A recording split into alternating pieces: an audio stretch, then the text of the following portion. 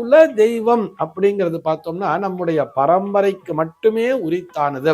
அந்த தெய்வத்தினை தவறாமல் வருடந்தோறும் வணங்கி வர வேண்டும், இதுல சந்தேகமே இல்லை.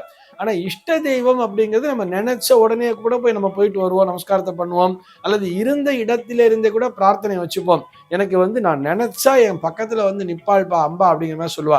எனக்கு வாராகி தான் இஷ்ட தெய்வம்னு சொல்றவாள் நிறைய பேர் இருப்பா. நான் அப்படியே வாராகியை நினைப்பேன், திடீர்னு கண்ணை திறந்து பார்த்தா முன்னாடி ஒரு போட்டோ நிற்கும். யார் வீட்டுக்கோ போயிருப்பேன், அந்த வீட்டுல கூட அந்த வாராகி போட்டோவை பார்த்துருவேன்.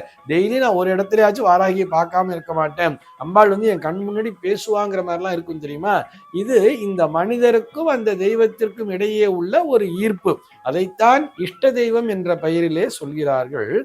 இதுக்கு சக்தி அதிகமா அதுக்கு சக்தி அதிகமானே பார்க்கக்கூடாது. குல தெய்வம் என்பது நம்முடைய பெற்றோர்களை போல. அதே நேரத்தில் பக்கத்து வீட்டு அங்கிள் ரொம்ப பிடிக்கும், அவர் நமக்கு நிறைய கைடன்ஸ் கொடுத்திருக்காரு, அவர் நமக்கு நிறைய ஹெல்ப் பண்ணியிருக்காருன்னு சொல்றோம் இல்லையா. அந்த மாதிரி இருக்கிறவரை தான் இஷ்ட தெய்வமாக கருதுகிறோம். நம்முடைய நண்பர்களுடைய பெற்றோர்களையும் நாம் இஷ்ட தெய்வங்களாக பார்க்கிறோம். அவர்கள் மேல் ஒரு ஈர்ப்பு என்பது வருகிறது. இதுதான் வித்தியாசமே தவிர எல்லோருமே பெற்றோர் தானே.